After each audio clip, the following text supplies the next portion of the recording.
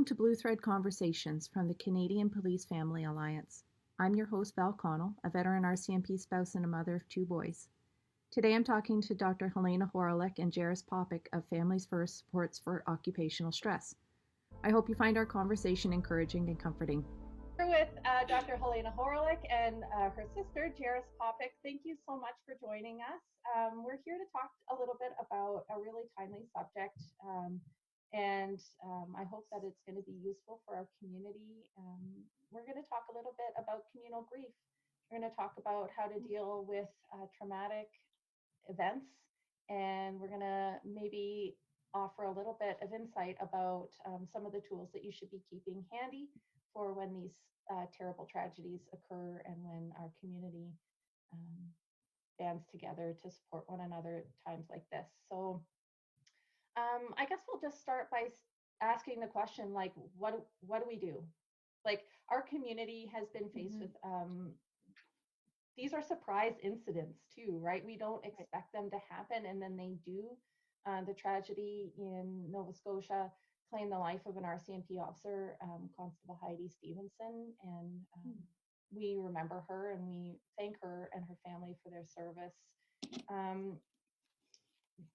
We've seen the miracle of community in this situation and in the many that we've experienced together. But what can you say to us about communal grief and this community mourning period that happens? What do you know about that? Right. Well, first off, I love that you are saying the word community.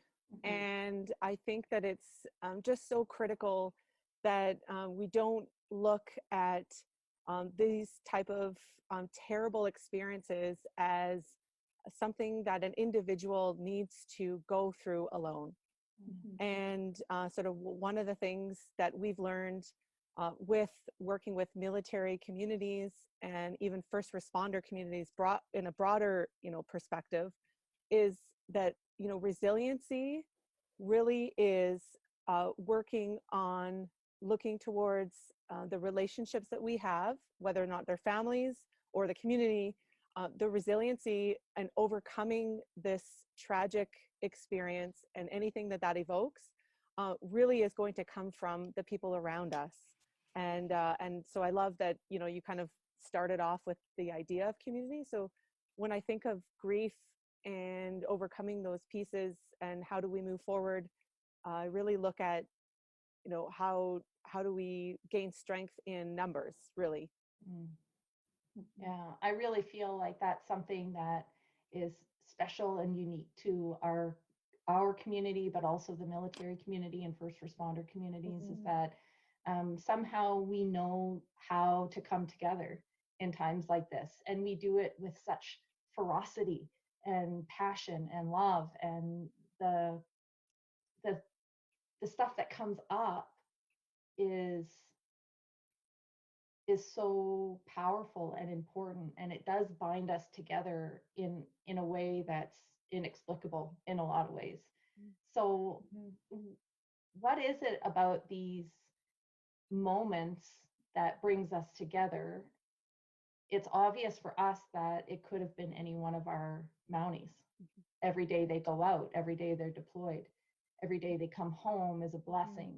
And the shock of it happening to another family is more than just sympathy. It's the deepest level of empathy in some ways. We know, we can imagine, we can put ourselves in that moment in some ways, I guess. Yeah, and we've worked with, I've worked with a lot of families of the fallen on the military side, and that is, one of the hardest things on the home front, they say, of kind of managing what is happening or what could likely happen. It just brings it to the forefront when something, obviously from day one, becoming an RCMP member, you know that you're signing up for a job that puts your life potentially in risk or danger. There's very few occupations out there that you go to work every day with that risk on the line. And that takes a very unique individual, and it also takes a very unique family to be able to support that type of risk on a daily basis. So when the worst happens, then it brings it to the reality that every time, it just brings that realness right to the forefront, which can be really hard for family members to manage those pieces. And it impacts so many of us. I like to draw the analogy to a blue thread that kind of ties our community together in a really special way. Like we know these people. So many of us have been connected to these people somehow, even if it's a secondhand connection. I know there are spouses and members out there that have held those two little boys, that have watched them grow, that have watched them move, that people have moved away. They were in depot with Constable Stevenson. They worked with her. They saw her on the ride. They connected with her, like in so many different ways. It's interesting that we are also closely linked in such indirect and direct ways. And that plays a really important role in how we are impacted by these events. Would you say it's normal for us all to feel relatively crushed when these kinds of things happen? Like, and where does that come from? Is there a basis in science for that collective empathy or grief? The unique aspect of the policing culture is that in order for the police objective to be maintained, is they must have training in the ability to pull together and make decisions that are going to be a life or death decision. But there's a pride, there's that inherent pride that also seeps into the family life of there's a common value that families also have within the RCMP of and that's a very strong resiliency factor for families to pull together, that it's for a greater good. And sometimes people but on the flip side of that common deep unique bond that you have of that value of an RCMP family around the sacrifices you make for the common good. On the flip side, when something happens, when there's a death that occurs, the worst tragedy, then it's as if you're experiencing that as a family. It's almost as if a family member is lost, because you're actually sharing that same bond that's helping you get through the tough times. And that's where it's actually considered, these tragic experiences are, in the academic world, they talk about normative stressors that a family goes through, such as, the first day you watch your little one get on the school bus and the first day you get a call from the teacher saying, little Johnny beat up little Sally. It's a normative stressor. We've been there. But the families in the RCMP community are experiencing non-normative stressors, and this is one of those stressors. And it has to be recognized that that's a very unique, that inherent stress that you have, that extra level of stress as a family, knowing that potentially the ultimate sacrifice, death. Death is rated as the number one stressor that an individual can occur in their lifetime. Number two is going through a divorce. So number one, and it's because of the amount of loss that's associated with that. Right. So I think it's important, the gravity of the situation in specific for families connected within in the community of policing. This goes even broader than RCMP. Right. It's all policing communities. When you see the amount of grief reactions that families endure, it completely, Val, when you said it's an empathetic response, it's because you are going through the same stressors that family is going through. So it's important to normalize that, but recognize that it's unlikely you're going to find the same level of empathy with your neighbor that works a different profession or a different career. And that becomes unique because the importance of that community becomes a healing factor. So we have basically a built-in Yes. support system that allows our chosen community, our chosen family, to really deeply understand the steps of moving into that grief and moving through it. So that's interesting because so we are really acting like a natural family. We're acting like a family. Absolutely. And that it seems like it's a natural progression. Once you're in, right? You've got this you have this brand new life, but you have also all these brand new family members that are there and understanding who you are. I know when I was at some of my lowest points, I was craving that connection with my RCMP community. I was very isolated at that time. And when you're living with operational stress injuries, that isolation is really, it can be really profound, and it doesn't just impact the member, it impacts the whole family. So for me, I was very isolated from my RCMP family at that time, and I needed to know that somebody else out there got it, that they understood what I was going through, and they understood what it was to live like this. Do you know what I mean? So I reached out and I kind of called out my community. I asked for them to come and meet me in a common place and to talk about issues that I needed to talk about. And they responded in droves. And that was so encouraging to me at that time in my life. And I mean, while my experience isn't the same as like the tragic loss of a member and a family that would have to face that. And then, the greater event that's impacting an entire province, it's impacted our whole country. It's different, but it is the same in that I was able to reach out and find community and find healing there. And so many other people have too. So it's really comforting to know that it's not fake. I think it's not a fake reaction. It's real and true, just in the same way as if you had lost a biological or, like a part of your natural family, right? So, but the question is, so we have this built-in resiliency that comes from this family-like bond that we have, but what personal tools should we be practicing on the day-to-day that will help us even more kind of navigate these situations or situations like this?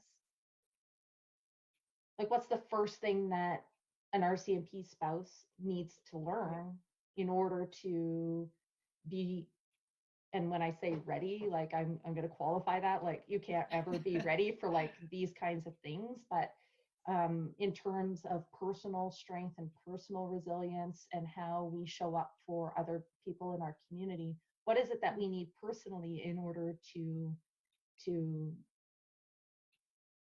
be vigilant, to be ready? I'll let you take this one. Well, I think, one of the biggest things that people think about when there is such a traumatic event that happens, or a traumatic incident, or when we're experiencing a loss, a lot of people want to rush, or a lot of people kind of think that right away there has to be some sort of clinical, professional, 28 sessions back to back of CBT counseling or something really medical based type of help. But the reality is, I think kind of honoring every individual unique coping style and getting to know your own individual self first is the first thing that you could do that will help pave the way for wellness.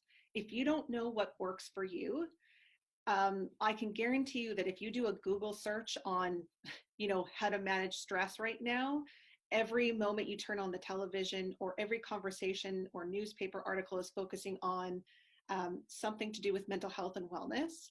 But I mean, you have lots to choose from right now, and they're all at our fingertips. The question is, what is going to work for you? And finding something that honors who you are as a unique individual, because there are lots of people who do, can do really well at managing stress and managing traumatic events, in more of kind of finding their own path. And that's, a lot of the times when we work with military, they're focused on only like ABC methods. Like, this is the only thing, this is going to work. And I've worked with so many that said, I love doing, soap carving or, yoga or those, and that you really have to give access to people who can do their own thing. And there's so many options out there right now. It's really kind of internally focusing yourself first. What do you need? What's going to work best for you? That's a little bit scary though, because you have to kind of dig in a little bit deeper. So you're talking about doing some inner work in order to do the outer work of supporting yourself, your family, your immediate family, your Mountie spouse, and the rest of your community. But you have to know thyself in order to heal thyself. Is that what I hear you saying? Yeah, I think you can go to the point of understanding what's your comfort. Taking a look at what are, if you are going to think of kind of small steps that you can take to make yourself comfortable. I mean, the goal is on a daily basis, how do you fill your day with the things that make you the happiest? What is really fulfilling you?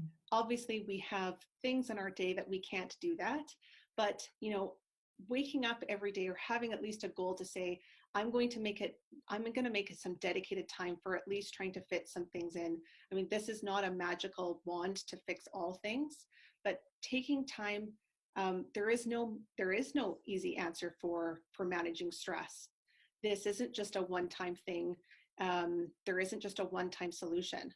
So trying to kind of understand what are some things that you can do for yourself first, is a big step for kind of supporting even others around you.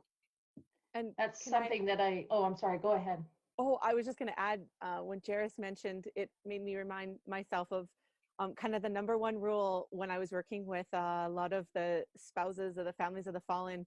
The number one rule they taught me as sort of a newbie that was petrified in working in grief at the beginning, but was tasked to do it because it was sort of like, wait, okay, you have training, all right, you do it.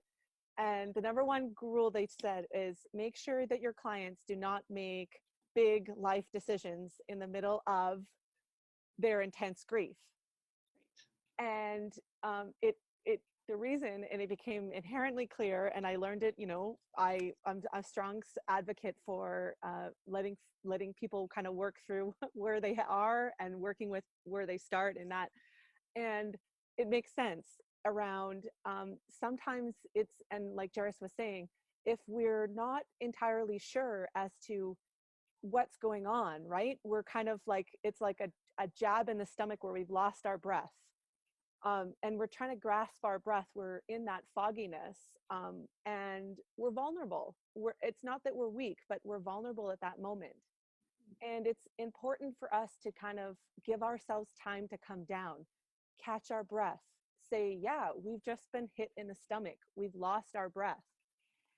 Let's not make a big decision. And I think that sometimes it's very easy to get sort of conned into a quick fix. Right. And that's sort of the reality of our life right now, where it's so easy to do the quick fix. Like, I really need that chocolate bar to make me feel good right now.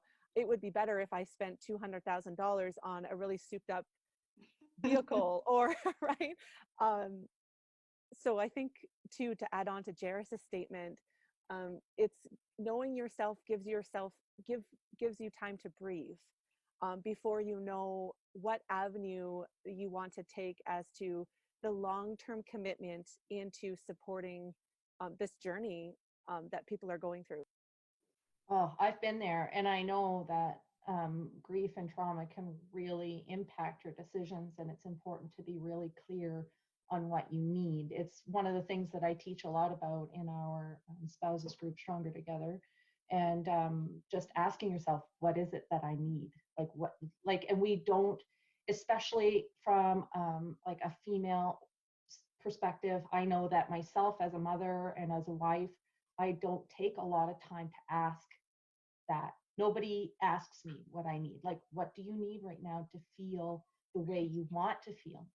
Well, sometimes I can't feel the way I want to feel right away. It takes time, and it takes nurturing, and it takes intentional care of the self. You need to mother yourself because nobody else is going to do that. So really getting into what is it that I truly need right now is a big question that you can ask that will help identify those activities that will bring you joy, to go back to what you're saying, Jerris. And then knowing that now is not the time to necessarily make big decisions is comforting, because you don't have to face that thing either, because big decisions they bring a different kind of stress into your life. A lot of consideration has to go into those things, and how do you make it work and whatever. So it's almost giving yourself permission to acknowledge how you're feeling, and giving yourself permission to need what it is that you actually need is a relief rather than a burden. But sometimes it is uncomfortable to kind of take a look at that, and to stop and slow down, because it inevitably forces you to look at your own grief. Now, I've been asked a couple of questions. People reach out fairly regularly around these kinds of times and at stressful times. And one of the questions that I've fielded quite frequently in the last week was, how do I support my Mountie? My Mountie, I can see, is struggling with this. I can see that this has impacted them. And what do I do? So what would you say to families who are wondering how they can support their Mounties during this time? Well, you know, the first thing that comes to mind is, I think the number one message around resiliency, whether or not it be a resiliency as an individual or thriving as a couple or as a family, is that it's relational, meaning that if we can understand where that other person is coming from, we can support them best. And it's easy to sometimes look at someone's behaviors and make the assumptions that something is going on. And really, sometimes it just comes down to a basic idea of communication, of saying, I am wondering kind of how you're doing, or I don't know how you're doing and I want to support you. Could you let me know how I can support you? And I love it.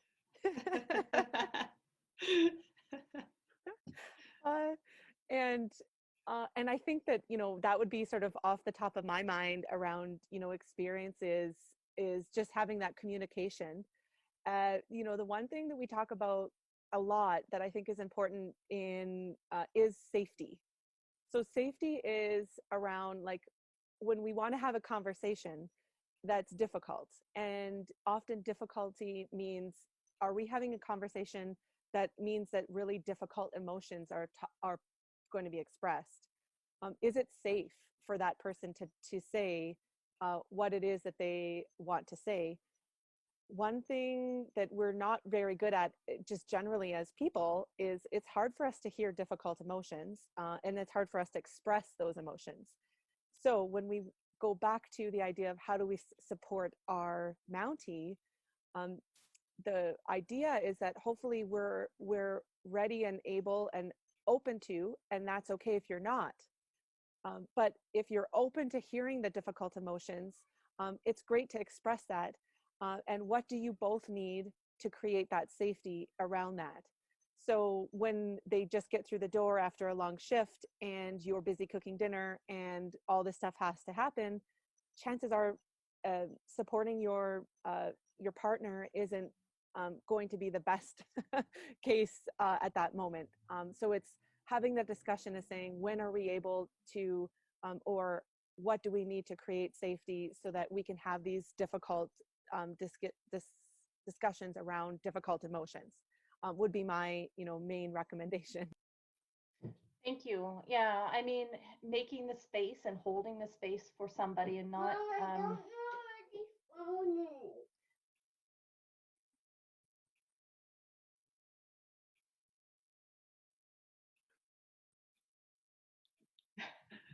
Zoom monkeys, right? Oh, there goes Dad. I love the mute button as well. So fantastic. Basically, what was I saying? I was saying, oh yeah, creating the space and holding that space. Sometimes we project our own need for stability and comfort on our spouses too, and we almost make, and I'm saying this from personal experience, that you make demands on them to be a certain way or communicate a certain way at a certain time when it works for you, so that you can have that comfort. So Right. sometimes it's important to recognize that, like, what are you trying to gain as a result of the conversation, right? Like, Absolutely. you can assume that they obviously want to help, like you want to help your spouse. That's your main concern, but acknowledging the fact that it could potentially be a little bit about you too helps. And Right. and it creates that extra boundary so that you can protect the space around your Mounties needs and what they need to be safe and comfortable in that particular situation. Right. I have kind of a difficult question for you now. One of the things that I've personally experienced with my own journey with operational stress, and this is different from critical incidents or tragedies like the one we're mourning right now, but what happens and what do you suggest for spouses who are tired of carrying their Mounties burden? How like this can be a very emotionally taxing lifestyle, especially if one or both partners aren't necessarily conscious of or acknowledging the fact that there is increased amount of stress, or that trauma triggers are coming up, or whatever else. What do you have to say to spouses who are tired? They're just tired. I'll let Do you want to Helena. take that? Oh, okay. Okay. It's hard to know who's going to yuck. Sorry, well, I think, and Jerris would probably agree with me, it's probably the core of the work that we have done in the past 14 years. And, when we talk about magic wands and wishing that we had a magic wand to say, if we could take that responsibility that partners like you have, of feeling like you are responsible in a way. It's that caregiving, that inherent caregiving attitude that spouses often have in caring for that partner and wanting to help them. And I think it really does come back down to the reflective part of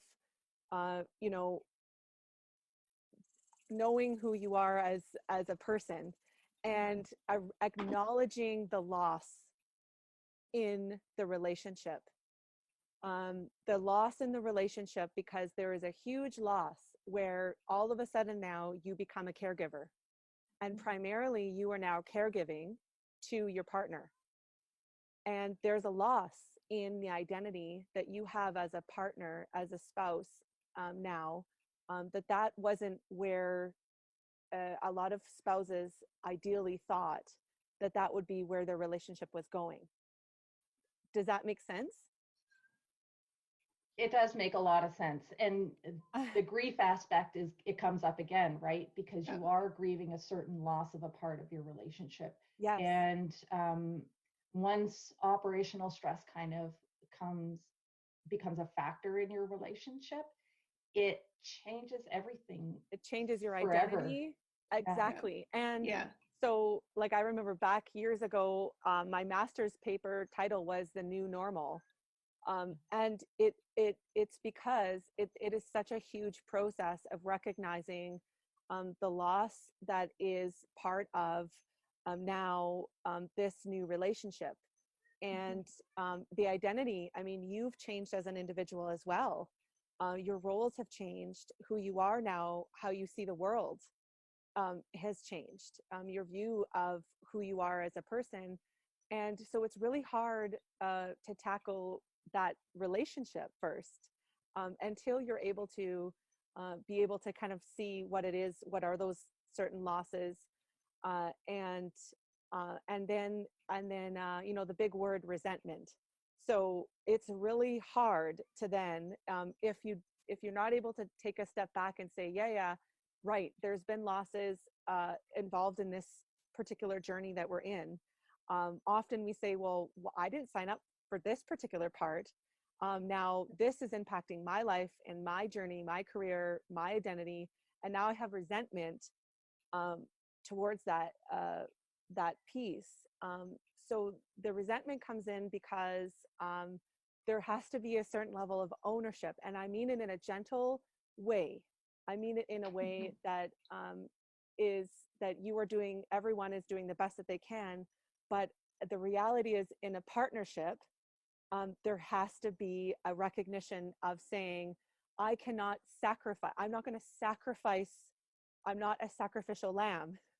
Just because my partner is a Mountie does not mean that I have to sacrifice all of who I am in order for that person to get better. Hopefully, that's so true.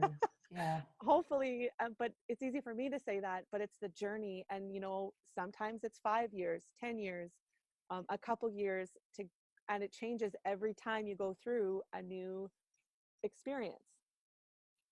Yeah, that's true. The identity part is certainly something that is um it's obvious, but it's also something that we have to grieve that loss in ourselves too, you know, like we don't talk about it a lot. We want things to be different. We want it to be better. And you know, even my husband has been in recovery for a couple of years. He still has moments and it's difficult at times. And I felt that change in myself. I was forced. I had nothing left to live for at one point. I had lost so much. I'd given so much. I had poured out everything that I had to pour out into this relationship and into this life, and to making it something of what I thought would be worthy of the station. But at the end of the day, I had to let go of a lot of things in my own self, and then I had to start rebuilding a lot of things. um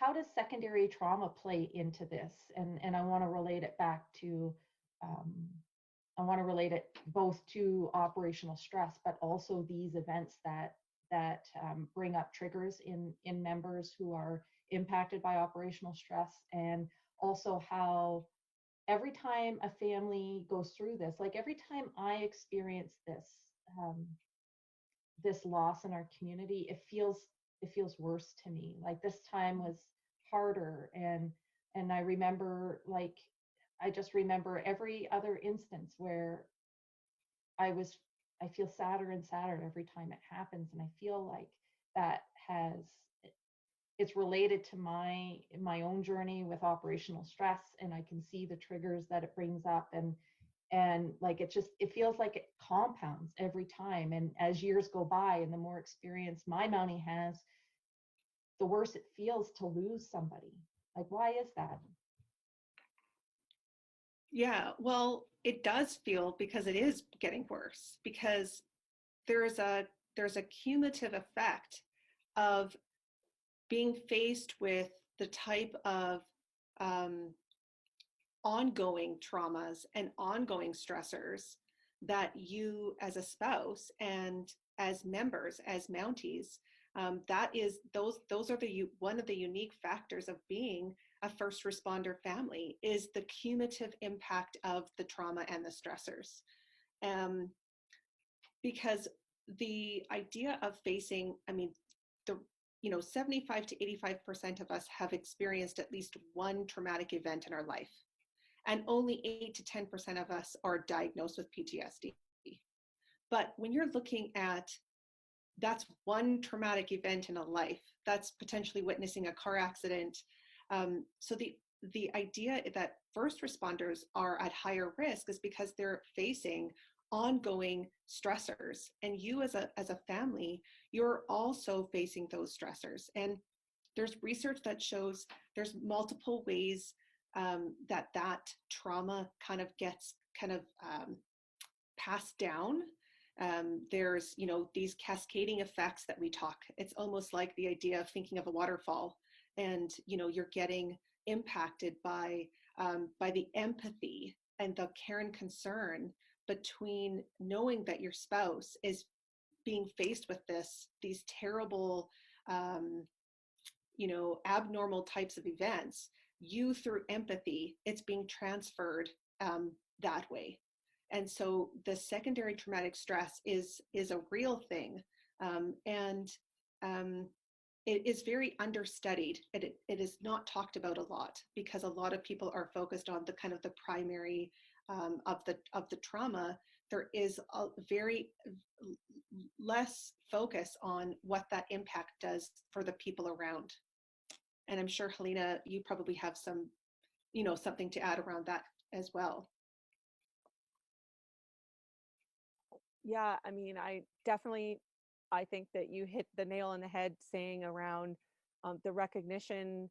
If we can look at the impact of trauma as a family effect, and kind of change, it's a mindset that it's experienced together. I mean, your how you react is unique to your personality and all those pieces. So the vicarious aspect of the trauma, Jerris and I were talking the other day about anxiety. So PTSD is one of the it's a feature. The main feature of often PTSD is anxiety. And the thing with anxiety is that it thrives on other people. And so it's like you can have your anxiety in tow. You could feel like, okay, I've got it down, I'm doing meditation, or I'm doing deep breaths, I'm sitting in nature, I'm feeling relatively okay today. And someone walks in and they're a ball of anxiety, or they start talking about, I done a lot of presentations with the idea of Chicken Little, where the sky is falling with the acorn hitting his head, and how like you can feel like then all of a sudden one person walks into a room and all 5 people have heightened anxiety. It's such a unique feature of trauma and PTSD, and that's It's contagious. It's That's so frightening. contagious. And so that's where the idea that, that increased isolation, that so we isolate ourselves when we become anxious, because our bodies are overwhelmed, really, emotionally, cognitively. And then families, all of a sudden, you feel as a spouse, well, I'm exhausted. I no longer can do all these things that I was supposed to do, because now the anxiety has gone into me. And then we work with, I mean, the amount of families that we work with around saying, well, I think my son or daughter for sure has an anxiety disorder now. Well, I mean, whether or not it's a disorder, but I mean, really, if both parents have anxiety, what's going to happen? There's no other option in that. And it's not to put like a dark shadow on what families are going through, but it's I think it normalizes your experience to say, yes, absolutely. We have to tap into being able to shut down anxiety in a way that works for us. But that's where the vicarious aspect, often the most impactful part, is that anxiety, because it really starts impacting your daily lives. So I'm thinking, when you say we have to shut it down, now my brain is going to the things that I see in Mountie families. What I know, you don't mean numbing those feelings or ignoring them or pushing them aside or somehow muting them through all the kinds of things that humans have a propensity to do when they are feeling stressed.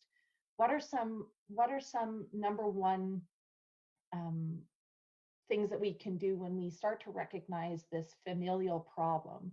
Because, like, as I said, I'm an open book, and I've told my story a lot, and I know that my family has been severely impacted by my husband's operational stress injury, and I can see the impacts in my children.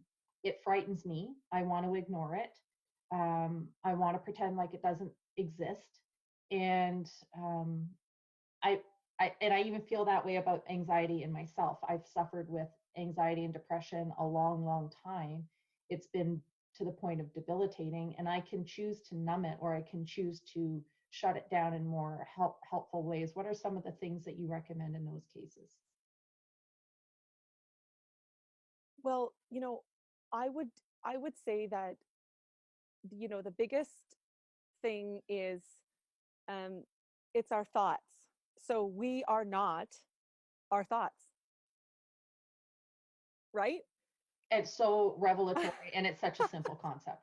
So I have to pause there because I mean, if we just think about what we're talking, and it's what I work on with all of my clients, it's we can think something, which is what anxiety is.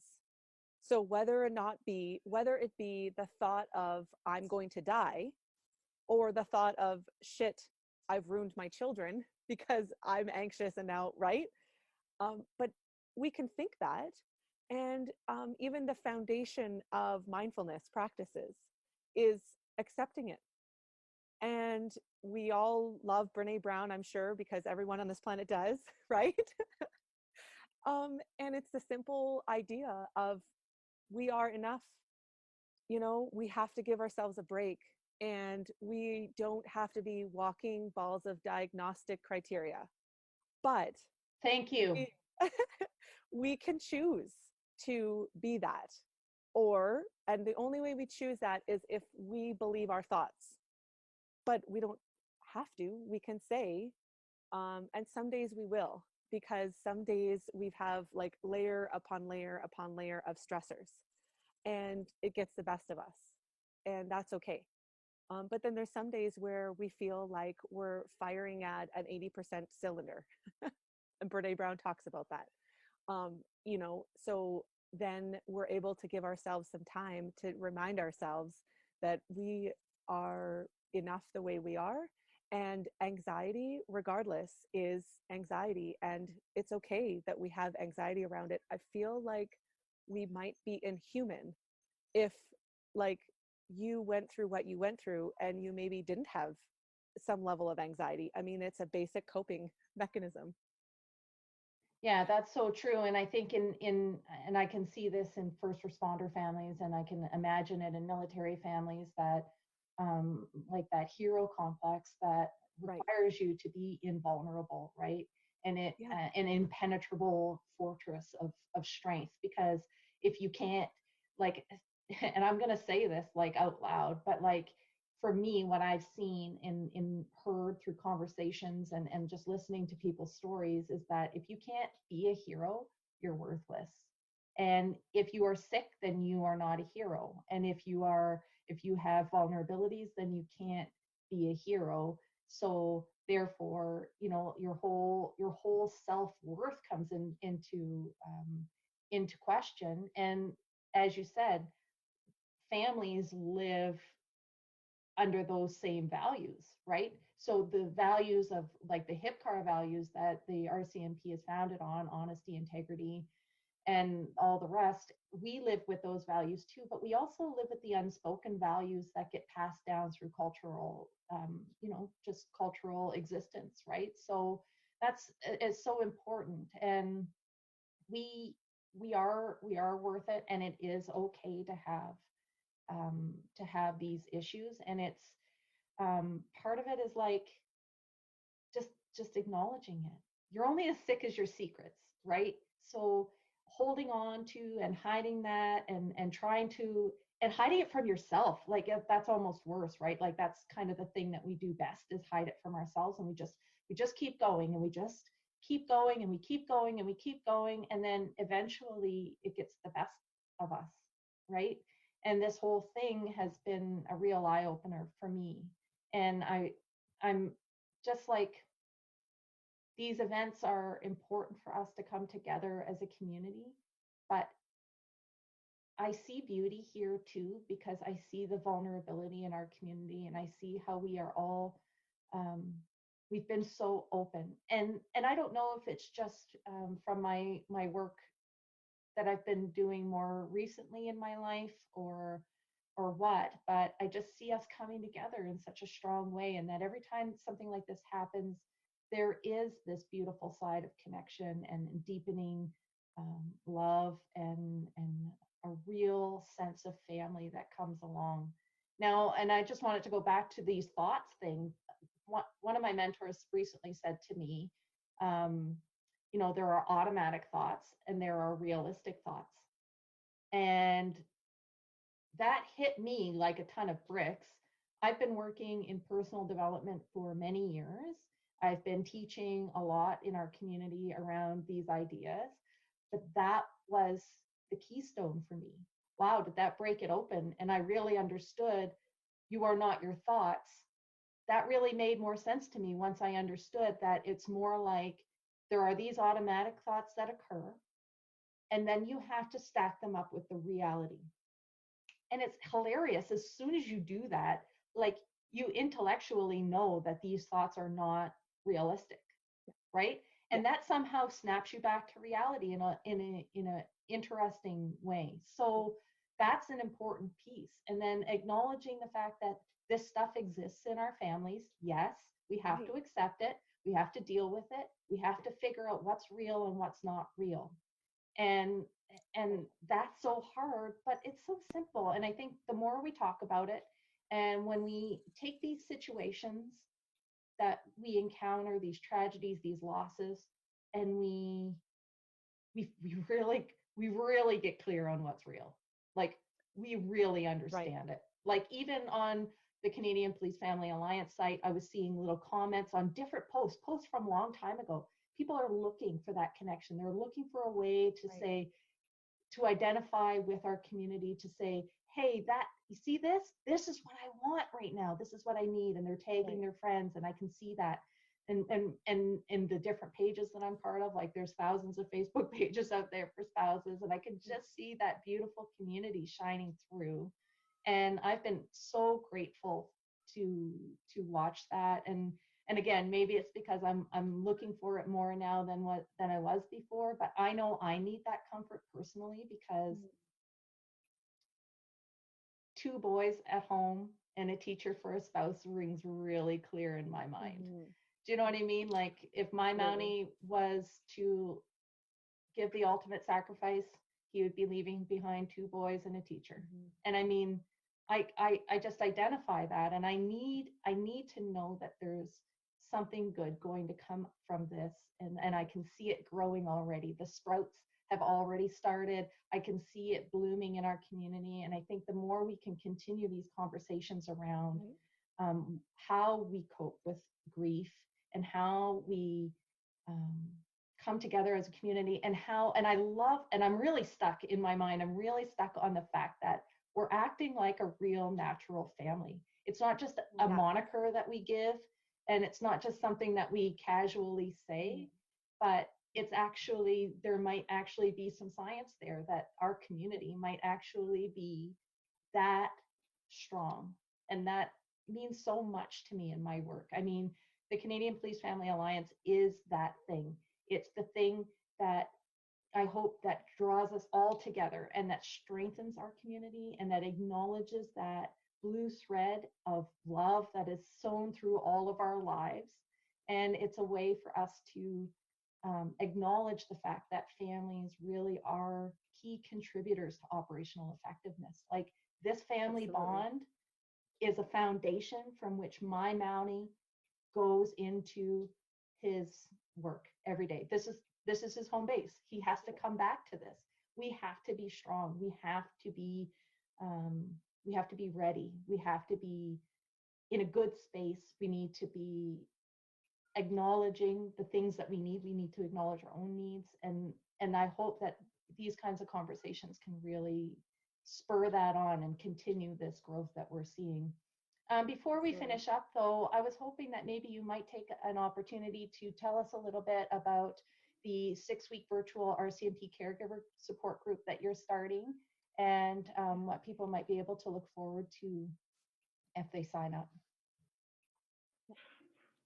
Yeah, great. We're trying to do twin telepathy here. I love it. Yeah. Well, I think we've really captured the idea of the need for connection and the need for identifying there are such unique factors in being connected as an RCMP family that only RCMP family know. And so, connecting as peers together, and really, the conversations that we can have, the one-of types of posts, those are, like you said, those are kind of seeds. Those are the kind of fostering those types of conversations. And the idea of there's no quick fix is the idea that taking time and investing in some longer term kind of strategies really takes you really need to be able to invest kind of over a longer period of time in a smaller setting. And that's where that's worked really well in the military community. That was kind of our bread and butter of supporting military families, is bringing spouses together. And, you're utilizing both the peer experiencing, the lived experiences in a facilitated manner. We can step in and we can give, the strategies, and we can kind of bring in what's the new science, there's so much out there right now. And that's what we like to do, is we need to bring in what are the evidence-based strategies and how do we fit that uniquely into each individual life. So that's what the 6 weeks does, is the ability for us as a group to sit down as a group and really develop specific care plans and wellness strategies that are unique to the people in the group over the 6 weeks. Helena, would you like to? No? Yeah. Just the one thing I wanted to add is, our one of our key philosophy kind of foundational pieces is that we believe like resiliency is relational. Yeah. And it means that we're expanding who we learn from, and that relationship piece, and that creates resilience. And it's a process. So no one is expecting people to understand and to just bounce back from life experiences right away. And so I think that idea that the 6-week program offers, that aspect to it. And we also recognize that families require the same quality evidence-informed practices that the member themselves get access to. And we are strong advocates for ensuring that what families are getting access to is quality. And we obviously believe that this is something that we can give, of course. Yeah, and I mean, that's so true. You can't, well, you can, but it's hard to heal and grow in isolation. We're not wired to be in isolation. We're wired to be in community, and it certainly is true that we're stronger together. And I think that the women that are part of the Stronger Together group that I've been running for a couple of years know that they've seen the benefit of living and existing and sharing and being vulnerable and open with people who know you and know your life. There's more to it than just peer-to-peer. It's just, there's more to that. And so the facilitated aspect of it adds that extra layer of outside support. Now, I know myself, when I was struggling, I reached out to a life coach, and I was part of a kind of a group there. I did a 6-week program, And basically I was mentored by the facilitator, but also within my group, everybody had different strengths and different perspectives that they were able to bring. And the experience was so much richer for me. And I certainly would not have been able to make the strides that I made without the facilitation of the group, and then also the support of the people in the group, because we were all in it together. We really did all have skin in the game when it came to making sure that we all got what we needed from that experience. So I'm really looking forward to seeing that manifest itself, and I hope that this is the beginning of offering these quality supports for RCMP families, because I can see all of the beautiful things that are happening with the military families, and that has just been such an inspiration to us. We've been combing through the research, and we've been combing through the website, which is enormous. The Military Family Service website is just chock full of awesome goodies, and I hope that the CPFA can be helpful and instrumental in making those things realities for our CMP families too.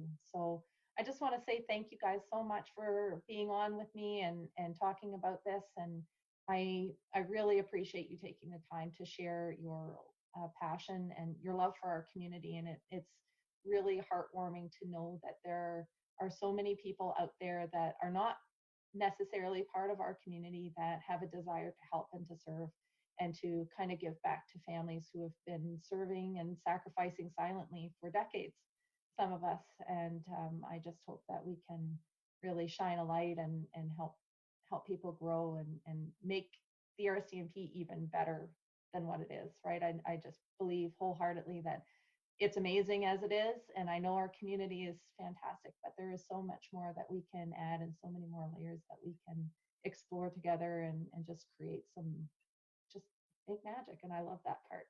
I love it. Yeah. Sorry, this is the when you sit outside, you get bugs on you. Nature gets on you out there. It's just like camping isn't my forte. Not one of our.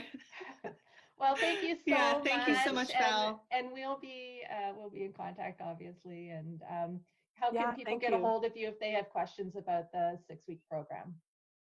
Yes. Yeah, Jerris, you. Yeah, so everything is on, all of the registration is on our website, and that's familiesfirstsupport.com. Beautiful. And yeah, they can check out the information there. Yeah, and we had talked about the fact that it's reimbursable through our extended benefit. Right. Yes. Yeah, I so think that's awesome. Really important for people to know that, because you and I have sent and now due to COVID-19, families don't even need to go in to see a doctor to get that doctor's note that you would need. You just download the form and then submit the receipt, and then you get 80% of the cost reimbursed, which is great. That's awesome. It's just so helpful, and I know that people are going to be excited to hear that. And I don't think there are any other programs out there like that are offering those kinds of things. So no. I'm really excited. So thank you so very much. Thank you so much, Val. And Thank we'll you for shedding a light on such an important topic and having us as the people that you wanted to talk to around this. So thank you so much again.